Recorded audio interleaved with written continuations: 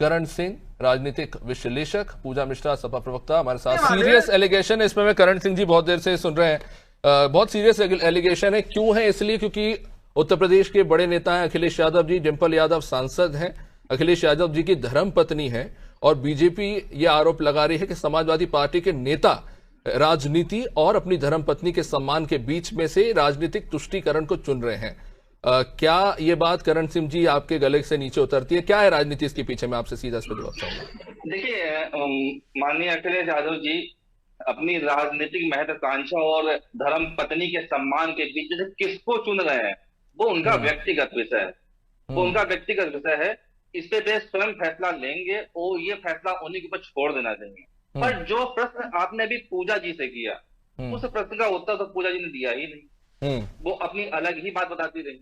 मैं पूजा जी से कहना चाहूंगा, जिस तरह की पोशाक जो भारतीय परिधान, एक बहुत अच्छा परिधान पहनती हैं डिंपल यादव जी, वही परिधान पहन करके आप मस्जिद जाके दिखा दीजिए एक बार।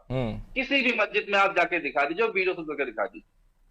और जो कुछ मौलाना ने कहा, मौलाना ये जो साजिद रशीदी ने कहा, ऐसे बयान कई मौलाना ने दिए हैं, बहुत सारे मौलाना ने बयान दिए हैं इस तरह के। ये तो अपमानजनक है। मौलाना शहाबुद्दीन रिजवी बरेलवी तो ये तक कह गए, जो कि मुझे नहीं पता इस पे हंसना चाहिए दुखी होना चाहिए। वो कहते हैं कि ये ना सिर्फ मस्जिद की तौहीन है, बल्कि डिंपल यादव जी ने जो पोशाक पहनी थी वो भारतीय संस्कृति की तौहीन है। साड़ी पहनना भारतीय संस्कृति की तौहीन कैसे हो सकता है? ऐसी बेवकूफी वाली बातें अगर मौलाना कर रहे हैं तो फिर सर ही पीट सकते हैं हम। वो भारतीय संस्कृति को मानते ही नहीं। वो भारतीय संस्कृति क्या, वो पूरे दुनिया में अपनी इस्लामिक संस्कृति ही लागू करना चाहते हैं। और जो रशीदी ने कहा, भले ही लोग विरोध कर रहे हैं, पर इस्लामिक यकीदे के अनुसार उसने बिल्कुल सही कहा। इस्लामिक यकीदे के अनुसार एक महिला इस तरह के वस्त्र पहन के बाहर निकलेगी कि उसकी आंखें भी नहीं दिखनी चाहिए, उसके एक नाखून भी नहीं दिखना चाहिए, उसके सर का एक बाल भी नजर नहीं आना चाहिए। और यदि चेहरा दिख रहा है, ये हाथ भी दिख रहे हैं, तो वो लोग सीधे यही कमेंट बोलते हैं कि हाँ ये नंगी पंगी जा रही है, इस तरह से बोल देते हैं वो लोग। तो उसमें कोई हैरानी वाली बात ही नहीं है। तो ये आप कह रहे हैं कि उनके समाज का पिछड़ापन है? पिछड़ापन नहीं है, पिछड़ापन नहीं है, वो हकीकत है, वो यथार्थ है, उसको मानना। पर करण सिंह जी, क्यों हम माने इस चीज को? मेरा ये कहना है कि क्यों आज ईरान में जो वहां की मुस्लिम औरतें हैं वो सड़क पर उतरकर प्रदर्शन कर रही हैं? देखिए वो सब लोग क्यों कर रहे हैं, वो उसका जवाब वही दे पाएंगे। पर ये जो संस्कृति सिखाई जा रही है कि औरतें इस प्रकार की हैं, जो महिलाएं इस प्रकार की, जो औरत शब्द का प्रयोग भी होता है ना इस्लाम में, वो केवल गैर मुस्लिम महिलाओं के लिए ही होता है। क्योंकि औरत शब्द का मतलब होता है अरबी में बेगीना, वो गलत शब्द का इस्तेमाल करते हैं गैर मुस्लिम महिलाओं के लिए। अपनी महिलाओं को वो खातून और खवातीन बोलते हैं।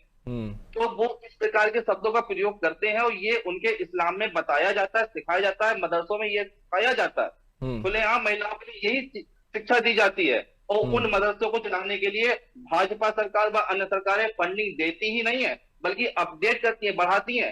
भाजपा भी लगातार मस्जिद के इमामों को तनख्वाह भी बांटती है, भाजपा भी बांटती है, अन्य सरकारें भी बांटती हैं, और तनख्वाह बढ़ाती भी है उनकी।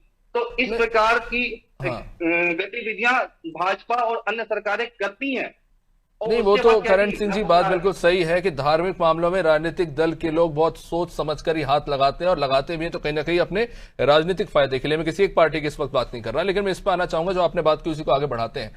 डिंपल यादव जी मुस्लिम महिला नहीं है, जैसा कि कहा जा रहा है कि वहां संसद से निकले थे, कुछ समय था, जैसा कि बता रही है हमें समाजवादी पार्टी की प्रवक्ता कि समय था वो वहां पे गई थी, वो मुस्लिम धर्म के नियमों को नहीं मानती। एक सवाल ये भी है कि आप किसी धार्मिक जगह पे जाते हैं तो उनके नियमों का पालन करते हैं, पर क्या ये बेनिफिट ऑफ डाउट नहीं दिया जा सकता कि व्यक्ति से एक व्यवहारिक चूक हो गई हो?